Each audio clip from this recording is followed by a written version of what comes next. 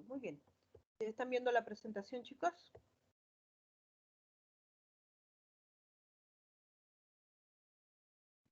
Sí, ya. Bien, entonces vamos a comenzar. ¿De acuerdo? Ahora sí.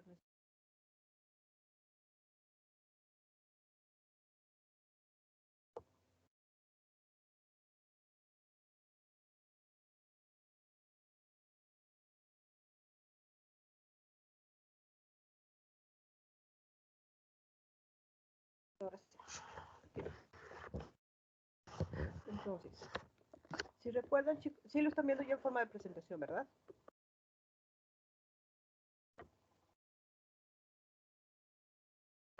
Sí. Sí, maestra.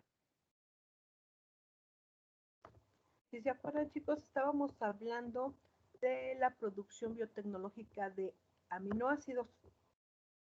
Entonces hablamos en general de qué era un aminoácido,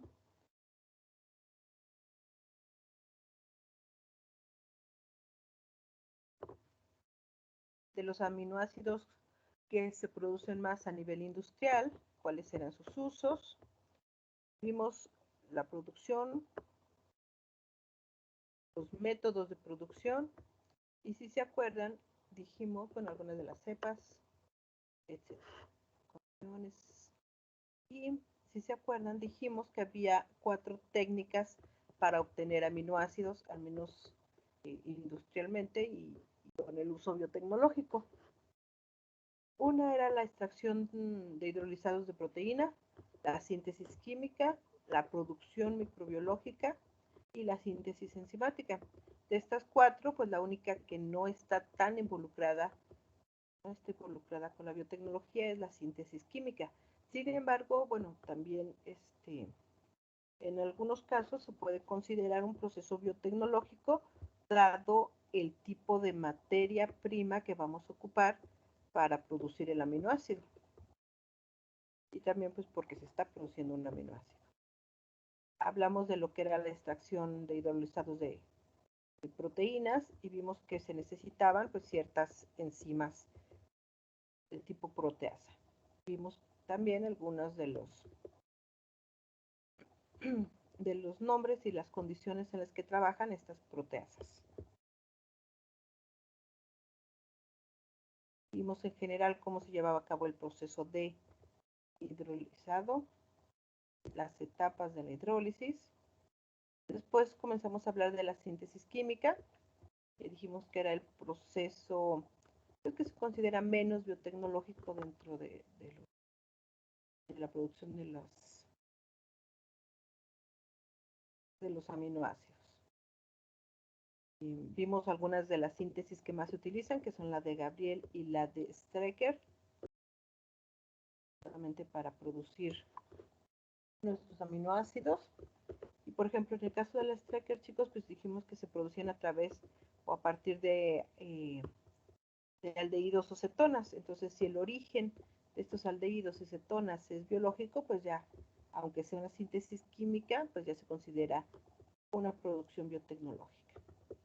Y vimos que varios de estos aminoácidos que se comercializan actualmente se producen justamente a través de este proceso de síntesis química, pero, bueno, más bien, se obtiene, pero teniendo altos rendimientos y un alto grado de pureza química, y por lo tanto aún no se ha encontrado una técnica biotecnológica equivalente a esos rendimientos y a ese grado de pureza. Normalmente las técnicas biotecnológicas, pues una vez que se obtiene el aminoácido, hay que hacer un montón de procesos de purificación y separación, y ahí es donde se encarece el proceso, y además pues donde baja el rendimiento y también el grado de pureza. Entonces esa es una de las principales ventajas de la síntesis química, que nos va a ayudar a obtener el producto, pero bien rápido, fácil y muy puro. Y entre más rápido y fácil, pues obviamente económicamente mucho más viable. Y bueno, vimos varios ejemplos de producción de metionina, triptofano y glutamato. Hablamos de la producción biológica, en la que usamos directamente los microorganismos para obtener el aminoácido, y vimos cuáles son las especies microbiológicas más utilizadas a nivel industrial. Vimos, que debe mandarle un poquito, pero... Sí, entonces vimos en general cuál era el proceso para obtener ácidos. Vimos algunos ejemplos.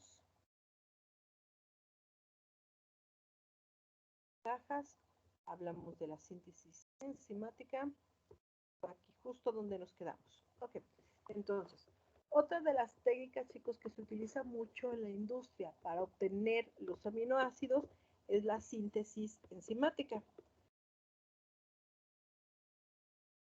Esta técnica ayuda muchísimo a mejorar o a disminuir los gastos de operación. ¿Por qué?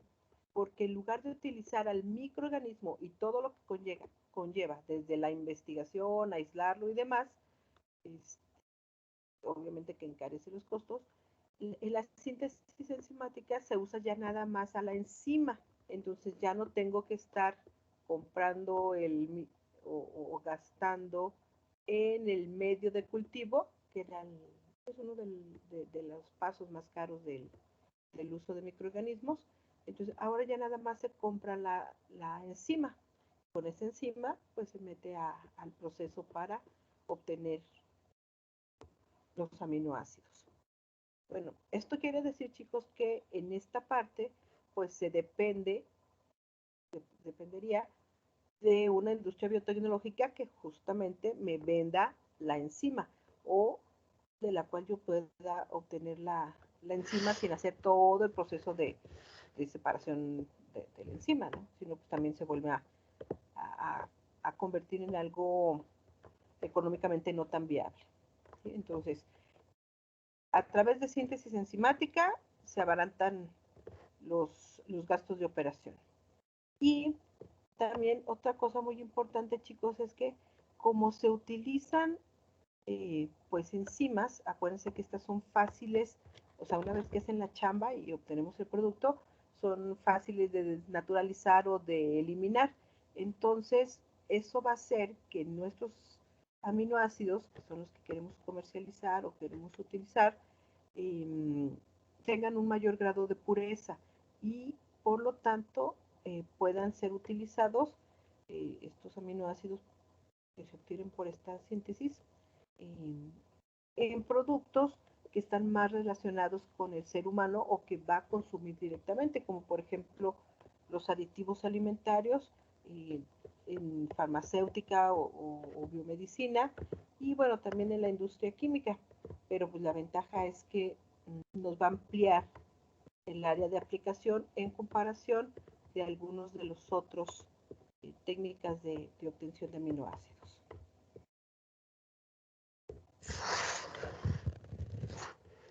Si se acuerdan, chicos, hasta hace poco tiempo las enzimas o los preparados enzimáticos se obtenían directamente del tejido de los tejidos de diferentes animales, plantas o microorganismos. Un ejemplo era, por ejemplo, el páncreas y la vesícula, pues si se acuerdan son órganos que son ricos en enzimas, incluso su función es producir las enzimas pues, para que nuestro cuerpo funcione más o menos bien. Como por ejemplo en el caso del páncreas, pues la insulina. Y en el caso de la vesícula, pues un montón de derivados de las sales biliares. Ahora, aquí el utilizar sobre todo tejidos animales, pues se ha vuelto un problema para hacerlo a nivel industrial, porque primero, pues por la bioética. Pues ya no es tan buena opción estar utilizando animales para obtener los productos. ¿Por qué? Pues porque estos animales son sacrificados, viven en condiciones no adecuadas y la mayoría de los procesos que se utilizan justo para sacar los tejidos, pues sí son bastante duros para el animal, es decir, hay que estar pues, poniendo a sufrir mucho al animal para obtener estas enzimas, entonces pues, ya no es tan bioéticamente correcto. Ahora, desde otro punto de vista completamente diferente, que es el económico, pues criar a los animales para después sacar el tejido que necesitamos, también pues se ha vuelto bastante caro. Entonces a veces no es una buena opción. Ahora, lo que se hace pues, es que se recurría a otro tipo de industria, por ejemplo, al sector agropecuario, en el cual, pues, bueno, se crían los animales, reses, cerdos, etcétera. Pues ellos usan los tejidos, lo que necesitan, material muscular, la leche o demás, y entonces el resto se lo dejaban pues, a ciertas industrias como la biotecnológica, por ejemplo los páncreas o las vesículas, pues para empezar a sacar las enzimas. Pero pues esto limita un poco el uso de materia orgánica, de materia prima, pero sobre todo a nivel industrial, porque se necesitan grandes cantidades de tejido para obtener pues cantidades medias o pequeñas incluso de las enzimas. Entonces eso se vuelve un poco complicado. Ahora, esto ha hecho que la industria biotecnológica que utiliza enzimas, pues recurre más bien a los microorganismos. ¿Por qué? Pues porque es mucho más accesible, más rápido, más barato y pues no hay una limitación de la materia prima. ¿Por qué? Pues mientras yo tenga un bioreactor y ponga a trabajar a mis bichos que ya están adaptados o que ya están modificados para producirme la enzima que necesito, como por ejemplo en el caso de la insulina, pues no hay problema. O sea, yo controlo la disponibilidad de la materia prima, entonces pues no hay mucho problema y se utiliza mucho más, o al menos hacia allá se ha ido la... Ay, permítanme chicos, déjenme apagar mi alarma. Listo. Ok, perdón. Ok, hacia allá se ha movido la industria biotecnológica para obtener justamente a las enzimas. Dejamos eh, la fuente de enzimas directa, que son los tejidos animales o vegetales, y ahora recurrimos a los microorganismos. Esto amplía aún más pues, los procesos biotecnológicos que se usan para.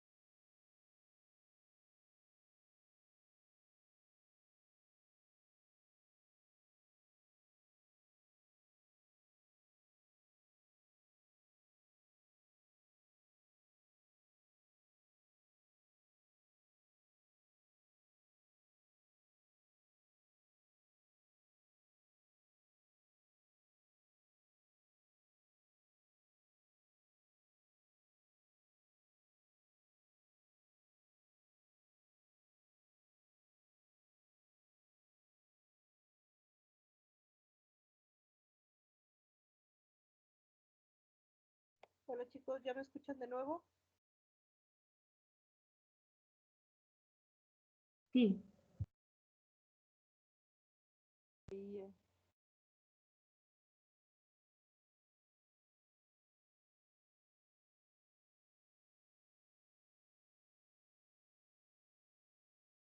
la clase sigue grabando.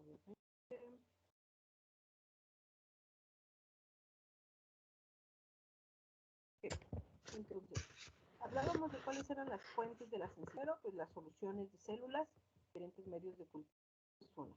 Otra pueden ser las células separadas. Hicimos ya nuestro cultivo, tenemos un montón de biomasa, ahora esas células las separamos del medio y las suspendemos en soluciones de buffer o en soluciones fisiológicas para que queden listas para ser utilizadas. Es decir, ya no es la suspensión de células, sino las células, ahora sí que las separé de toda la mezcla, las limpié, las dejé aptas y las pongo en una solución de conserva, que puede ser buffer o fisiológica. Otra, pues pueden ser células parcialmente destruidas. ¿Por qué? Pues porque la idea en realidad es, no me interesa la actividad biológica de la célula. Lo que me interesa es que ya haya producido la enzima y entonces ahora sí, esa enzima es la que va a hacer la chamba. Si yo pongo células parcialmente destruidas, pues no hay ningún problema porque ya tengo la materia prima que va a hacer la chamba, que son las enzimas. Otra es utilizar extractos celulares, obviamente ricos en enzima que voy a necesitar, o lo más factible y lo que se ha utilizado en últimos tiempos es usar preparados enzimáticos ya con un alto grado de purificación. Estas enzimas ya están en estado libre o pueden ser enzimas inmovilizadas, por ejemplo, en arginatos, en colágeno o en cualquier otro polímero orgánico, y esto hace que pues, sea mucho más fácil y rápida mi proceso de síntesis enzimática. Y aquí les puse algunos ejemplos de aminoácidos que se obtienen por síntesis enzimática. Entonces, por ejemplo, tenemos el número 1. El ácido L-aspartico, se obtiene a partir de fumarato de amonio y se utiliza en las enzimas que produce Escherichia coli. Después tenemos la síntesis de L-tirosina y de L3,4-dihidroxilfenilal. 3,4-dihidroxifenilalanina. Esta se obtiene a partir de células de Cefreundi y estas se utilizan más que otra cosa para catalizadores. Clostridium Freundi. Como catalizador, es decir, vamos a usar a las enzimas que produce este bichillo. Para obtener ácido aspartico, también se utilizan células de alcalígenes, metalcalígenes. Estos que son grupos de microorganismos que nos van a dar enzimas para obtener el aminoácido que necesitamos. También este mismo ácido aspartico se puede obtener a partir del fumarato a partir de células de E. coli. Y en el caso de la lisina, lo voy a obtener de C-glutámico. Así que ya habíamos hablado de esta bacteria que se utiliza para obtener un montón de aminoácidos comerciales. Solo que en este caso, chicos, más que usar al propio microorganismo, voy a utilizar a las enzimas que producen estos microorganismos. Entonces, puedo hacerlo directamente con el bicho o con las enzimas. Y esto me amplía, pues, el rango de acción. Ahora, vamos a hablar de los usos que se le dan en la industria, específicamente en la alimentaria, a estos aminoácidos que se producen de manera biotecnológica. Por ejemplo, el glutamato se tiene una producción anual de 370,000 toneladas y se utilizan en muchísimos alimentos.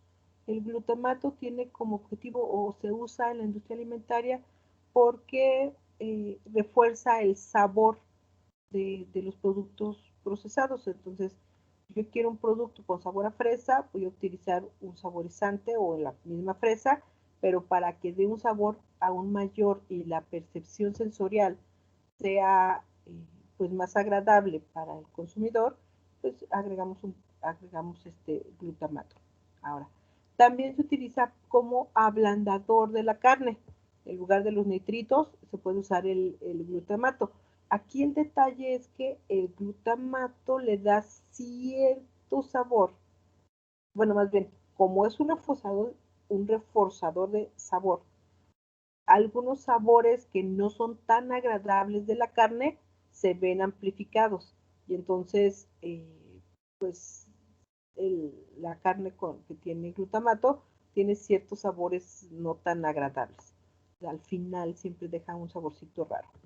Que bueno, no es el glutamato, es alguno de los compuestos cetónicos o aldehídicos de la carne, que son responsables del sabor, pero ampliados por el uso del glutamato. También tenemos el aspartato y la alanina.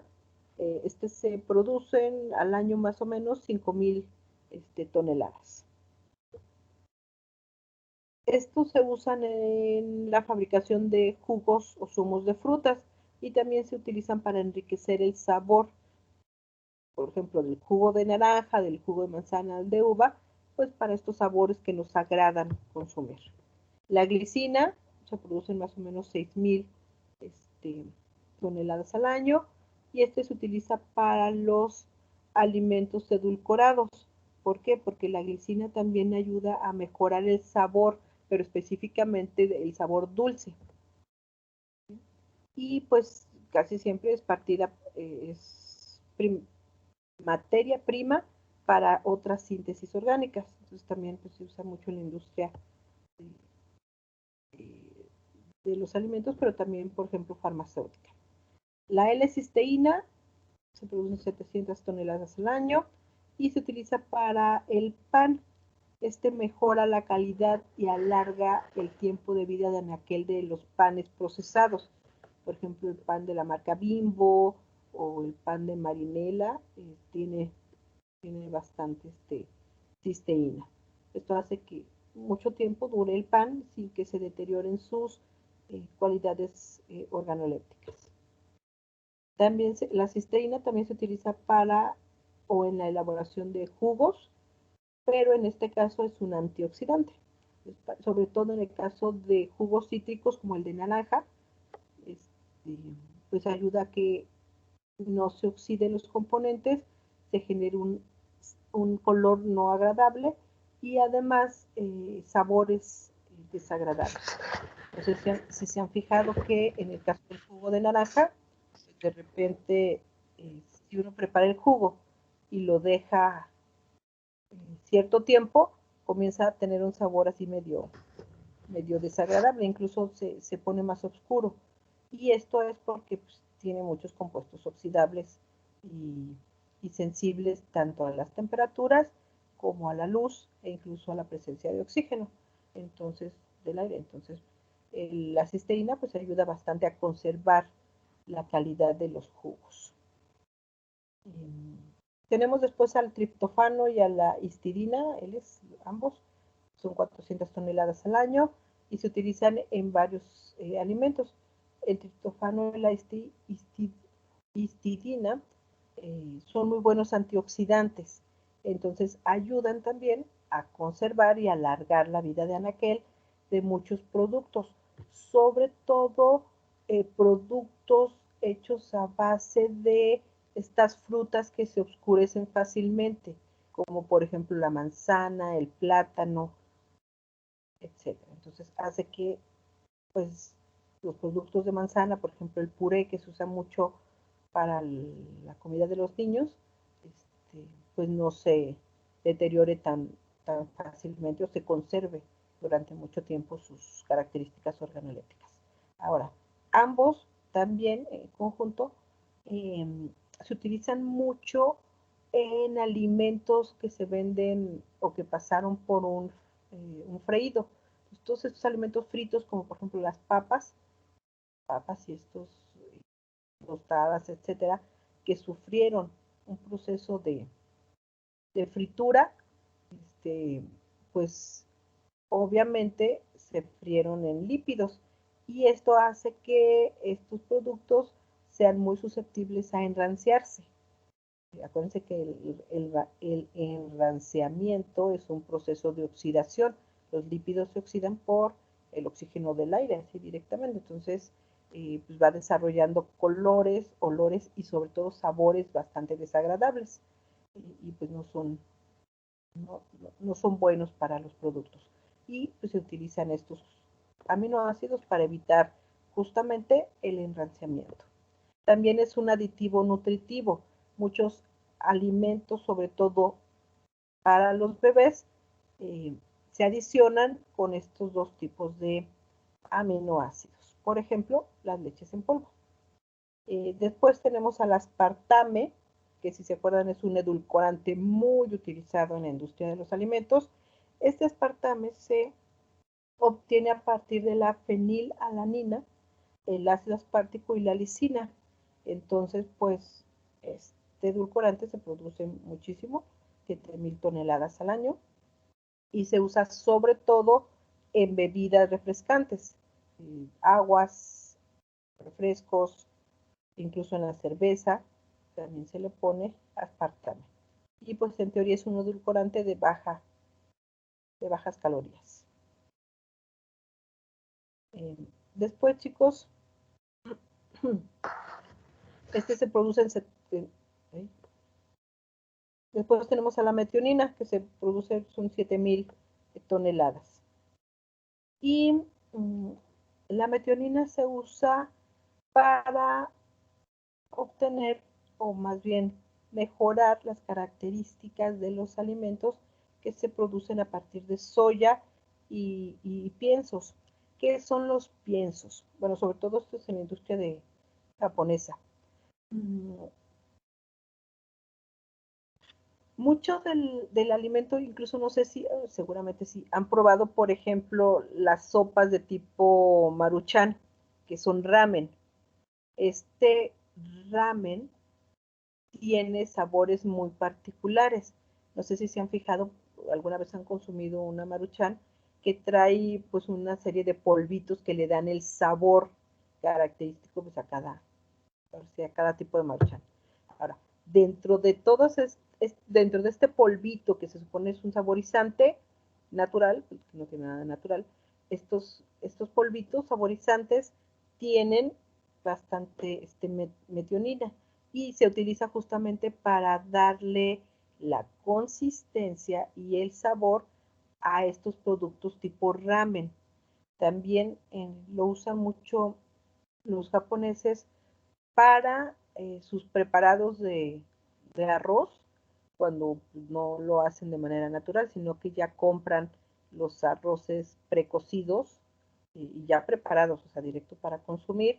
También todos traen, o la mayoría traen un sobrecito, y en ese sobrecito pues es una mezcla de compuestos que se supone que le van a dar sabor al arroz, y ahí también hay metionina y que otra vez ayuda para darle sabores a los alimentos.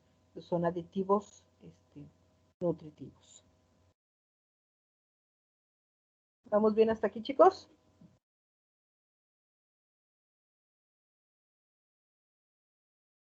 Sí, todo bien. Ok, ahora, en este sentido, chicos, sobre todo en esta comida japonesa y también la china ya lo utiliza, los japoneses y los chinos comenzaron, si se acuerdan, normalmente tenemos una serie de sabores ya conocidos, el dulce, el salado, el ácido, etcétera.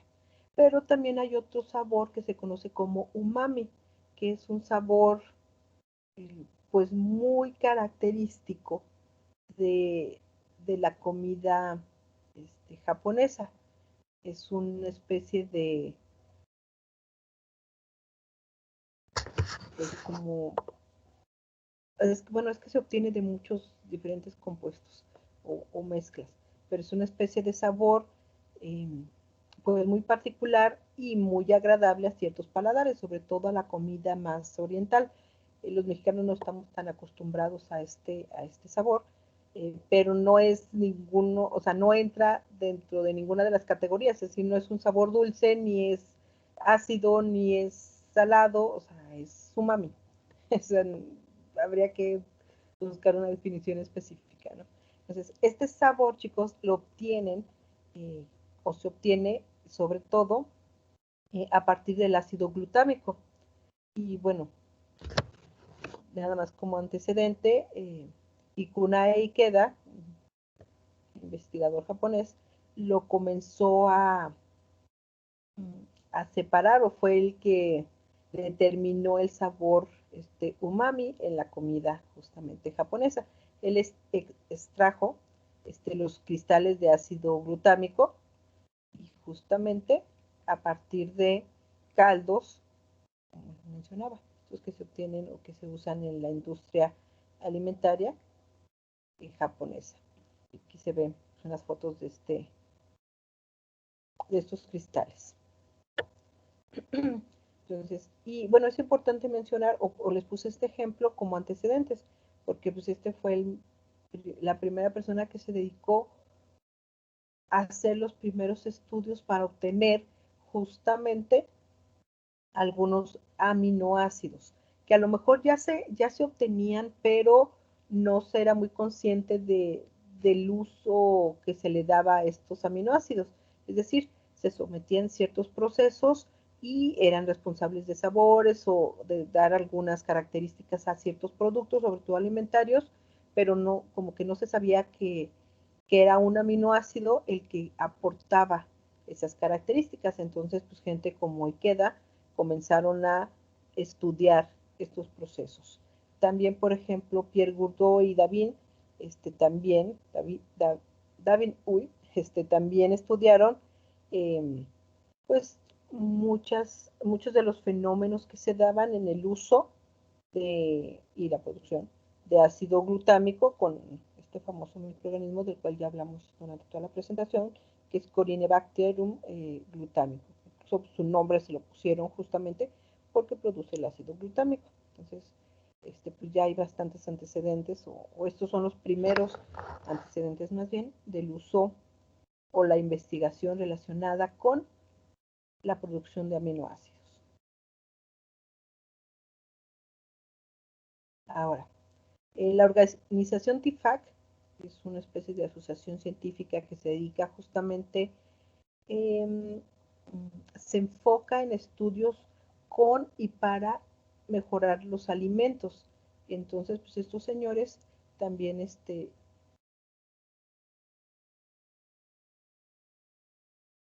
estudiaron una gran cantidad de rutas y de formas de obtener varios aminoácidos, como por ejemplo el ácido láctico, el ácido tánico, el ácido glucónico, el ácido glutámico, la lisina, y todos obtenidos a partir de la melaza.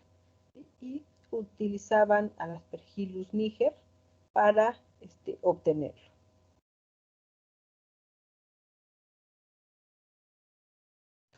Okay.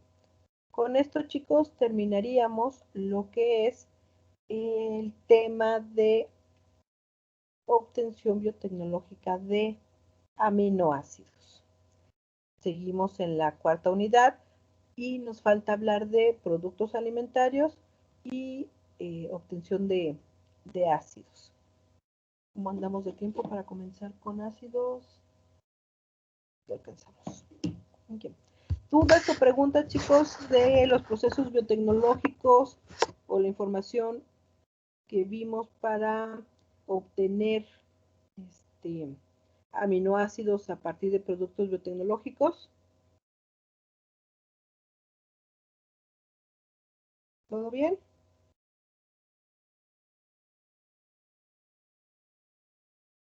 Sí, todo bien. Ok, entonces, dentro de esta, dentro de esta cuarta unidad ya vimos obtención de energía por procesos biotecnológicos, vimos obtención de polisacáridos y polímeros y vimos la obtención de aminoácidos. Ahora vamos a ver la obtención de ácidos. Déjenme nada más cambiar de diapositiva. Bueno, más bien digo de presentación.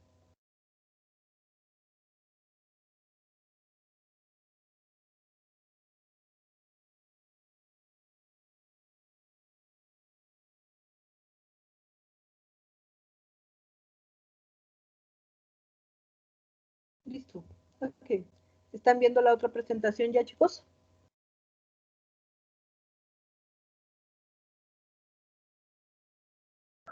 Sí. Entonces, seguimos igual. Cuarta unidad, pero ahora vamos a ver la producción de algunos ácidos que justamente se obtienen por procesos biotecnológicos y no por síntesis química. Dentro de ellos, pues lo más importante son el cítrico, el itacónico y el glucónico. En el caso del glucónico, pues obviamente tiene mucho que ver con el glutamato, que ahorita vamos a platicar. Okay. Vamos a comenzar justamente con el ácido glucónico. Resulta que, más o menos como antecedentes, para 1922, Molière comienza a trabajar con diferentes procesos de fermentación con el objetivo de obtener algunos compuestos útiles en la industria. Este señor sometió a varios sustratos o varios compuestos a fermentación con hongos, específicamente con levaduras, que fueron las más utilizadas, y con pues, hongos de uso común como aspergillus, etcétera. Y a partir de algunas de sus fermentaciones obtuvo ácido cítrico y ácido oxálico, que resultaron ser dos productos con una gran potencialidad de uso industrial. ¿Sí? En el caso, por ejemplo, del ácido, bueno, también obtuvo ácido glucónico.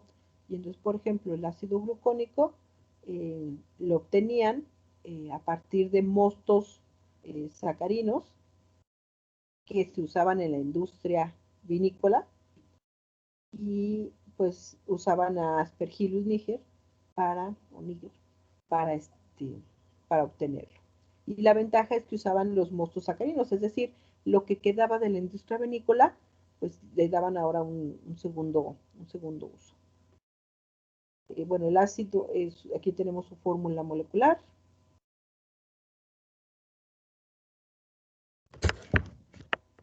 Y es importante mencionar, chicos, que el ácido glucónico, también conocido como pentahidroxicaproico, nombre oficial científico hablado por la IUPAC, se obtiene a partir de la oxidación de la delta glucosa, básicamente en el carbono 1.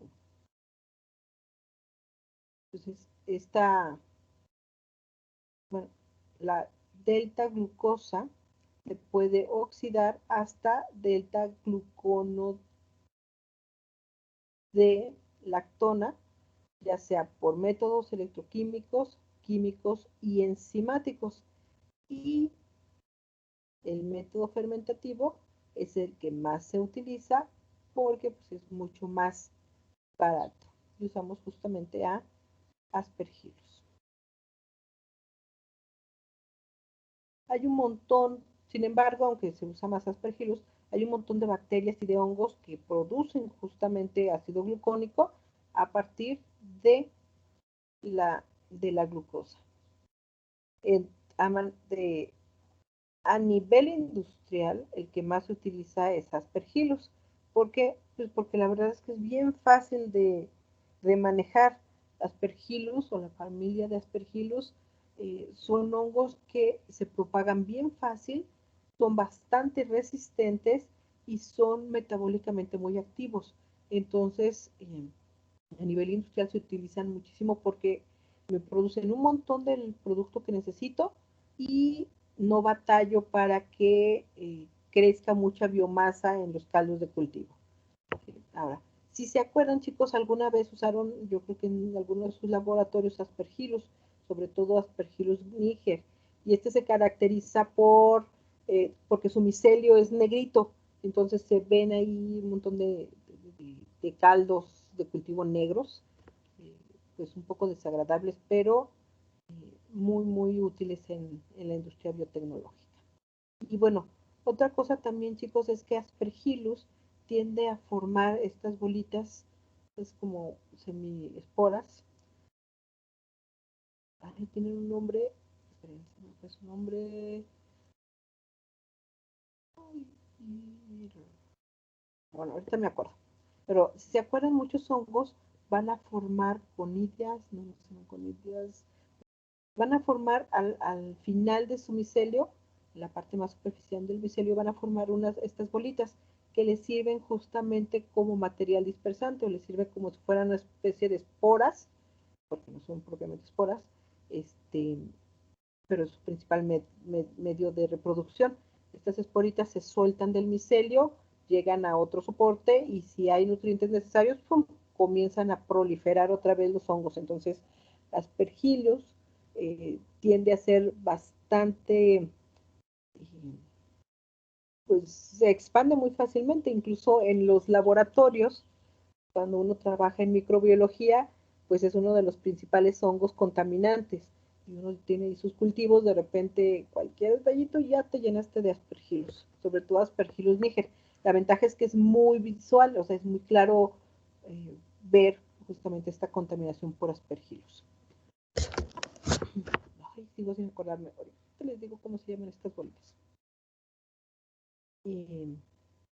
La cepa que más se utiliza de Aspergillus es NRRL3, que es la de más frecuente uso comercial a nivel industrial. Y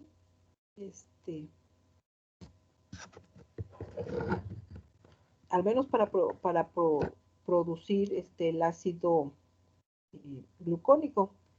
¿Por qué se utiliza específicamente esta cepa, chicos? Porque resulta que no produce ácido cítrico y oxálico. Necesitamos cambiar las condiciones o usar otro bichillo, entonces, incluso otra cepa de Aspergillus. Entonces, si yo lo que quiero es obtener únicamente al glucónico, pues voy a usar esta cepa para que no me produzca los otros metabolitos secundarios, que son el ácido cítrico y el oxálico. ¿Para qué se utiliza este ácido? Pues es un edulcorante en alimentos, también es un acidulante, regula el pH del alimento y esto alarga su vida de anaquel y se utiliza en muchos productos alimenticios, sobre todo, chicos, en las mezclas para preparar pasteles y para estabilizar al polvo de hornear, al famosísimo Royal. Ayuda a que no se formen grumos de Royal, no se formen así conglomerados y y además también favorece pues la formación de estos gases que van a esponjar al pan, por eso se usan este tipo de polvos para hornear. Y un uso también completamente diferente es en soluciones de lavado. La mayoría de los detergentes y sobre todo, por ejemplo, los detergentes especializados como los que usamos en los laboratorios, tienen ácido glucónico. Y sobre todo, se usa mucho en estos detergentes de laboratorio, porque si se acuerdan son de vidrio. Y resulta, ya ven que si sobre todo el agua es muy dura, cuando nosotros lavamos el vidrio, si no se seca de manera correcta o rápidamente, a lo largo del tiempo se pueden ir incrustando las sales de esa agua en el vidrio y entonces se queda ahí todo empañado bien feo. Entonces, para evitar eso, los detergentes especializados evitan las incrustaciones en el material de vidrio. Entonces, es una muy, muy buena opción. Ahora, a nivel industrial, chicos, todos los envases de vidrio, por ejemplo, de refrescos, jugos y demás, se lavan con soluciones que tienen ácido glucónico, justamente para evitar que pues se den las incrustaciones y el vidrio se vea sucio. porque eso pues, le da el mal efecto al producto y pues, de repente ya no va a ser consumido.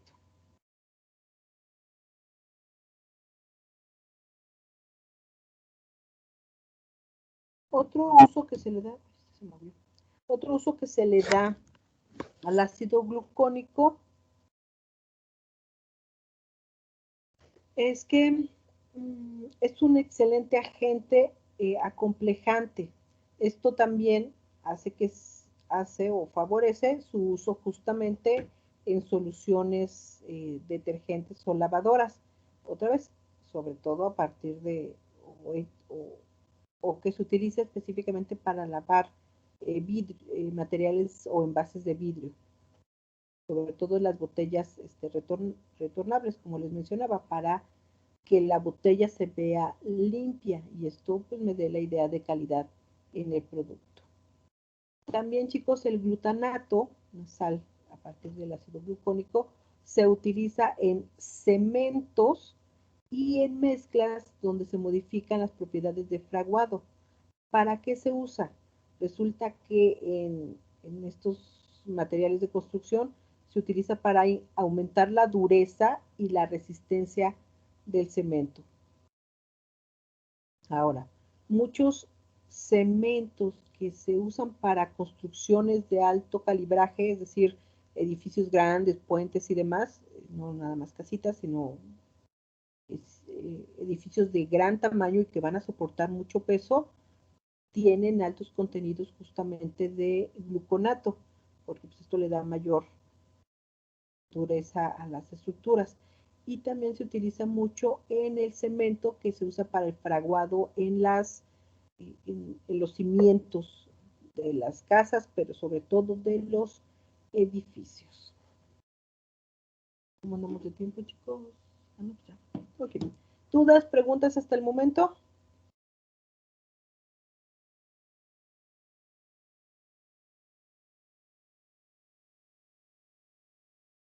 Creo que no. Ok. Entonces, si no hay dudas ni preguntas, chicos, aquí le dejamos y el jueves continuamos con la clase. Posiblemente para el jueves viernes ya terminemos con esta unidad número 4. Ya nada más nos faltaría hablar de los procesos biotecnológicos involucrados en productos alimentarios. Es un tema muy amplio, pero pues hay que verlo muy resumido.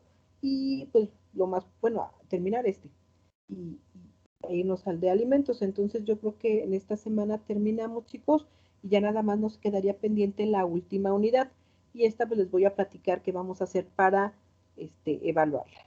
¿Bien? Entonces, si no hay dudas ni preguntas, chicos, los veo el próximo jueves para la clase. Y el miércoles vamos a vernos para el laboratorio, pero acuérdense que pues ya nada más sería para dudas, preguntas, comentarios acerca del proyectito de escalamiento que corresponde a la última práctica de laboratorio de separación. ¿Sí? Entonces, no sé si tengan alguna duda o pregunta. Chicos, el miércoles probablemente nos vamos a ver hasta las 8, porque pues como nada más van a ser dudas, pues ya dudas, preguntas o algún asesoramiento para su proyecto, pues nos vemos a las 8. ¿Sí? Okay. Si no hubiera dudas ni nada, me avisan, entonces para no tener la sesión y ustedes sigan trabajando con su proyecto.